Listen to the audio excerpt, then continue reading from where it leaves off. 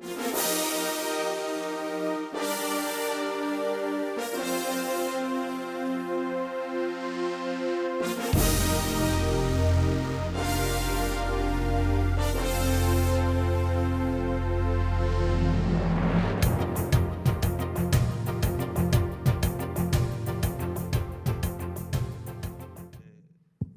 por acompañarnos en esta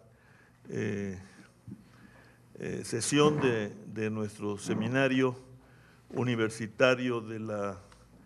la cuestión social. Y tenemos ya no el privilegio, porque empezó en la Feria del Libro y luego se fue a la Rosario Castellanos del Fondo de Cultura, pero sí el gran gusto de presentar en nuestra reunión de este mes de marzo el libro recientemente publicado de Marta Lamas, que se titula El fulgor de la noche, el comercio sexual en las calles de la Ciudad de México. Marta es etnóloga de la Escuela Nacional de Antropología e Historia y doctora en Antropología por el Instituto de Investigaciones Antropológicas de la UNAM. Es profesora investigadora de tiempo completo de la Coordinación de Humanidades, adscrita al Centro de Investigaciones y Estudios de Género, CIEG, de la UNAM. Pertenece al Sistema Nacional de Investigadores en el nivel 2. Es integrante del Comité Editorial de Antropología del Fondo de Cultura, de la Junta de Gobierno del Instituto Nacional de Salud Pública, del Consejo Económico y Social de la Ciudad de México y de la Asamblea Consultiva del CONAPRED. Fue directora desde su fundación en 1990 de la revista Debate Feminista, una revista independiente de crítica cultural y política que en 2014 cumplió 25 años de publicación ininterrumpida y cerró esa primera etapa. Una segunda continúa a partir de 2016 como revista académica de la UNAM. Ha publicado mucho, es colaboradora además semanal o quincenal de Proceso, y es una especie de heroína del movimiento feminista mexicano, y además es mi amiga. Sus más recientes publicaciones son El largo camino a la ILE, mi versión de los hechos, que fue editada por el Programa Universitario de Estudios del Género y la UNAM en 2015. Y la ILE es interrupción legal del embarazo. Así es, creo que es un libro de consulta obligada sobre el tema. Y el que ahora presentamos y comentaremos es El fulgor de la noche, del comercio sexual en las calles de la Ciudad de México, de Océano, que como dije ha sido recientemente puesto en circulación. Mario Luis Fuentes, quien es investigador del PUED y tiene la cátedra en Trata en la Facultad de Ciencias Políticas y Sociales, donde enseña, será nuestro primer comentarista del libro de Marta, para luego, pues como siempre, darles la palabra a ustedes. Marta, muchas gracias por acompañarnos, muy bienvenida y realmente me da mucho gusto. Muchas gracias, buenas tardes, muchas caras conocidas. Más que presentar el libro, digo, lo que les voy a decir viene en el libro, pero yo lo que quiero dar es como el contexto político de por qué este libro ahorita en México. Y tiene que ver con una disputa que cada vez está cobrando más fuerza en el espacio público entre las personas que consideran que todo comercio sexual es denigrante y conduce inevitablemente a la trata, y quienes pensamos que una cosa es comercio sexual y otra es trata, y que la actual legislación respecto al comercio sexual, aunque en términos amplios en México no está prohibida la llaman prostitución, palabra que a mí no me gusta porque invisibiliza al cliente y solamente pone el foco sobre la persona que se prostituye, y existe esa libertad si eres mayor de edad, pero la forma en que está redactada la Ley General de Trata y en todos los códigos penales el delito de lenocinio ha dificultado formas de organización del trabajo actualmente de nuestras trabajadoras sexuales. Entonces, yo quisiera empezar un poco recordándoles que, bueno, hay muchos feminismos, muchos, y con variadas tendencias políticas, con distintas perspectivas teóricas, pero más allá de esas diferencias hay un tema que ha enfrentado a todas las posturas feministas en una dura confrontación, y es el tema de la sexualidad. No obstante, la libertad sexual de las mujeres fue una reivindicación sustantiva de la segunda ola feminista desde finales de los años 60 e inicios de los 70, muy pronto agudas discrepancias abrieron una brecha dentro del movimiento. No hay que olvidar, además, que las posturas de grandes sectores de la sociedad, de nuestra sociedad sobre la sexualidad, estaban y siguen estando atravesados por una doxa de raigambre religiosa que tiñe con arcaicas valoraciones culturales la conceptualización del intercambio sexual. Esta doxa se expresa en la doble moral, que condensa las concepciones sociales en torno a lo que significa ser hombre o ser mujer, y en especial la doble moral valora de manera diferenciada la actividad sexual. Es muy claro, lo que se vale para los hombres no se vale para las mujeres.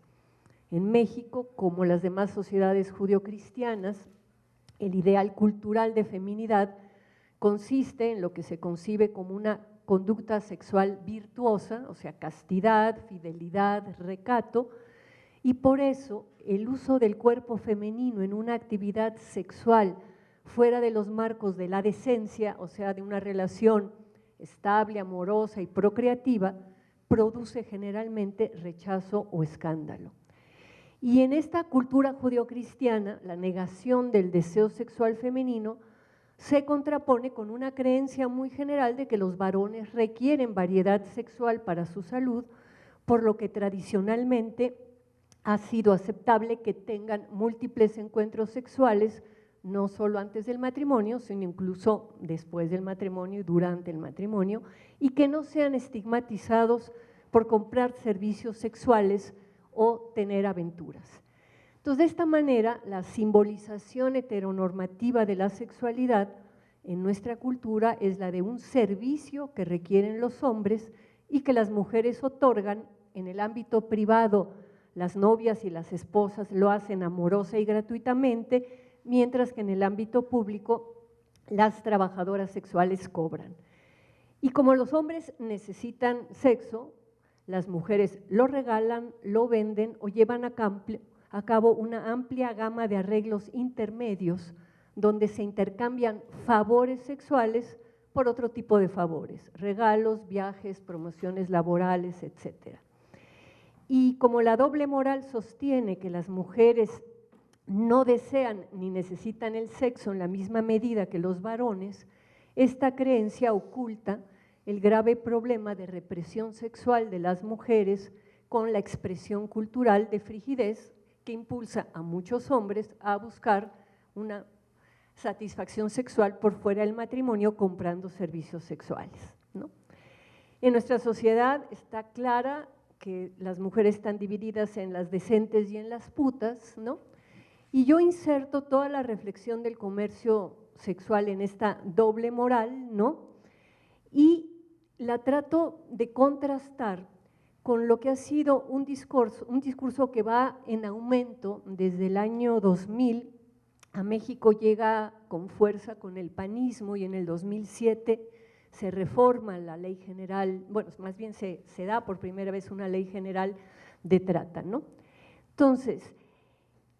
la disputa entre las feministas que condenan el comercio sexual como una forma de violencia hacia las mujeres y las que abogan a favor del reconocimiento del derecho laboral para las personas que llevan a cabo ese trabajo, no ha rebasado los marcos del feminismo y ha sido alimentada esta disputa por fuerzas políticas y religiosas preocupadas por la liberalización de las costumbres sexuales y por la expansión del comercio sexual. Esto empieza a agarrar fuerza con la política antisexualidad de Reagan de 1981-89, que se prolonga con Bush padre hasta 93, que no solamente iba en contra del comercio sexual, sino también en contra de la educación sexual, los servicios anticonceptivos, la despenalización del aborto, la autonomía sexual y el derecho a la privacidad de los adolescentes. Entonces, lo que pasó, que además ha tenido una influencia, Bolívar hablaba de un proceso que llamaba la americanización de la modernidad para decir cómo la fuerza científica y tecnológica de Estados Unidos ha impuesto en el siglo XX su modelo en muchísimas cosas. Entonces, lo que pasa en Estados Unidos, donde se juntan los conservadores religiosos que condenan la sexualidad fuera del matrimonio por considerarla pecaminosa, eso se junta con estas feministas que consideran que es denigrante, que es violencia hacia las mujeres, ¿no? Y de esa manera, así las puntas, ¿no?, de las feministas hiperradicales y los hiperconservadores, de repente es asombroso cómo hay un terreno común, ¿no?, en donde se unen feministas y organizaciones religiosas en una batalla en contra del comercio sexual. Incluso estas feministas van a criticar la postura liberal del Clinton, que fue de 93 al año 2001, ¿no? Y va a haber, sobre todo en el campo del derecho, una feminista muy famosa, Catherine McKinnon, que es una tendencia que ella, digamos, representa y que se llaman las radicales, ¿no?, que es la que le va a dar el encuadre teórico a toda la postura neoabolicionista. Yo distingo entre el abolicionismo y el neoabolicionismo porque el abolicionismo como fenómeno del siglo XIX, en donde la preocupación de que los estados estuvieran haciéndose cargo de la regulación de la prostitución, llevó a toda una lucha, y bueno, en México fue el general Lázaro Cárdenas que va a firmar en 1936 el acuerdo de la Federación Abolicionista Internacional en el sentido de ya no controlar el Estado,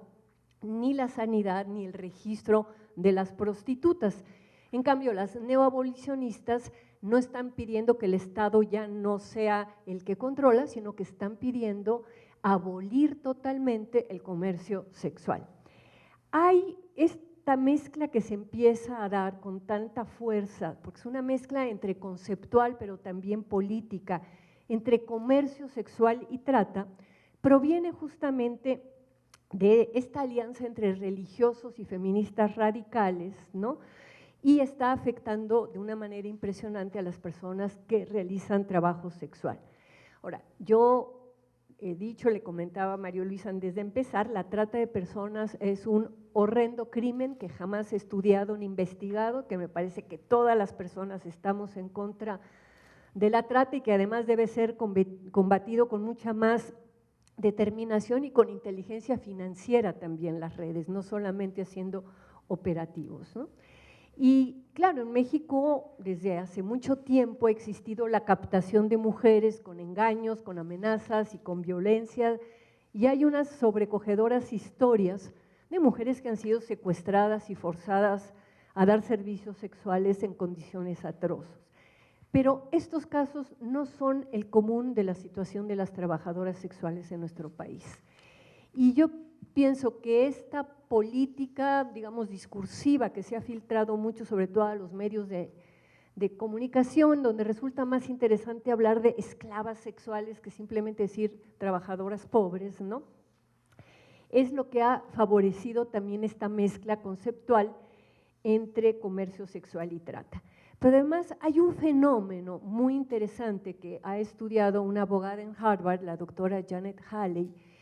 y ella lo que va a estudiar es la manera, ella llama a este grupo de feministas de la gobernanza, y dice cómo por el tema de la gobernanza, de tener un buen gobierno con apoyo de asociaciones civiles y grupos de la sociedad, un grupo de feministas empezaron a entrar en las instancias de Naciones Unidas y de los gobiernos, y las feministas de las gobernanzas son, con esta ideología de feminismo radical, las que han impulsado desde, en el caso de Naciones Unidas, cuando se hace el protocolo de Palermo en el año 2000, pero en el caso de gobiernos en Suecia, que también es en 2000, donde llegan al poder a ser la secretaria de Gobernación y de muchísimas cosas, este tipo de feministas, desde ahí las feministas de gobernanza empiezan a meter esta idea de que hay que acabar con el comercio sexual. En Suecia lo que se hace es una ley que criminaliza a los clientes, no a las trabajadoras se supone que las perdona, pero en la medida en que no hay clientes, pues quedan criminalizadas también económicamente, y con el protocolo de Palermo, que es un protocolo sobre, digamos, el traslado ilegal de armas, droga y persona, la sección que tiene que ver con el traslado de personas con fines de explotación sexual, lo va a armar este grupo de feministas de gobernanza. Janet Halley en Harvard ha escrito, si les interesa les puedo mandar los documentos, ¿no? Una crítica muy interesante de todo este proceso de cómo se fueron metiendo las feministas de gobernanza que tienen esta postura abolicionista y cómo han logrado cambiar la legislación en muchísimos puntos, ¿no? Entonces, lo que han logrado es básicamente diseñar e instalar normativas y protocolos de criminalización de por un lado, de la violación como arma de guerra, lo cual está muy bien, y del tráfico sexual, pero eso lo corrieron hasta el tema de comercio sexual. En este análisis que hace Halley con otras 3 autores, es un documento colectivo, ¿no? Ellas van a mostrar que hay toda una lógica política que ella llama victimista, en donde todas las mujeres son vulnerables, todas las mujeres son víctimas, todas las mujeres que están en el comercio sexual sufren, ¿verdad? Y es lo que va, digamos, a darle cuerpo a este tipo de documentos. Y ellas van a hacer desde su crítica, no solo ellas, también lo hacen Nancy Fraser, lo hacen muchas de las feministas que no son consideradas radicales, ¿no? Todos los efectos negativos que tiene catalogar una conducta como delito, porque no inhibe ni elimina las causas que lo generan,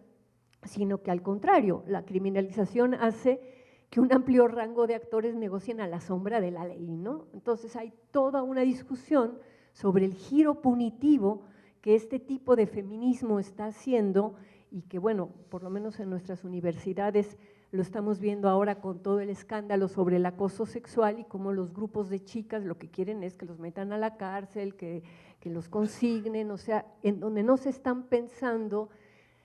los problemas sociales con una perspectiva que no sea de criminalización y punitiva, ¿no? Entonces, esta perspectiva feminista radical que concibe toda forma de comercio sexual siempre bajo el rubro de violencia, ¿no? Ha logrado, y logró en México cuando se hace la ley general, ¿fue ley general o ley federal, Mario Luis? Ley federal, sí. Lo que han logrado es una campaña en donde la sexualidad masculina se perfila como la mayor amenaza para las mujeres y el Estado entonces despliega esta protección a las mujeres reforzando el estereotipo de su vulnerabilidad. Yo me acuerdo muy bien cuando salió la Ley General de acceso a una vida libre de violencia hacia las mujeres, que una de las causales de violencia era el desamor, y Luis de la Barrera hizo una crítica atinadísima diciendo no es posible que estemos llevando ya a lo que tiene que ver con relaciones personales adentro de una ley en términos de criminalizar el desamor, ¿no? Bueno, pero todo esto es parte de esta gran tendencia, ¿no? Hay otra tendencia que tiene que ver con el campo de la criminología crítica, en donde muchas feministas vienen elaborando una reflexión de cómo esta excesiva intervención del sistema penal ante problemas sociales criminalizan no solo a quienes más los padecen, sino en general los más vulnerables, ¿no? Y lo que vamos a ver a partir del 2007, con el gobierno panista y con la ley esta federal de trata, ¿no?, es cómo la exigencia de los grupos feministas y de ciertos personajes que se vuelven las defensoras y las que encabezan esta lucha contra la trata, ¿no?, le exigen intervención judicial al gobierno para abordar la violencia contra las mujeres. Aquí viene todo el tema de lo difícil que es abordar el comercio sexual desde sus causas estructurales económicas, ¿no? Y yo me siento un poco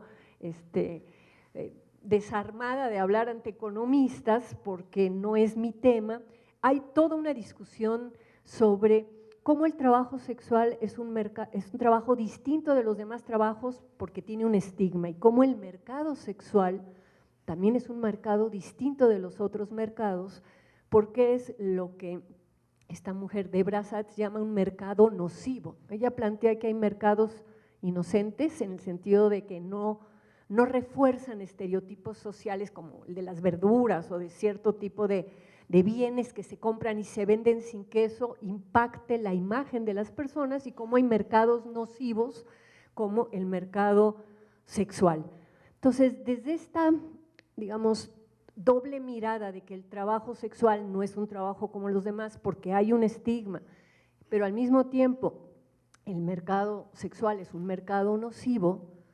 ¿cuál es la propuesta o la reflexión, digamos, que a mí me parece pues la más interesante y la más valiosa? Y ahí yo rescato mucho lo que dice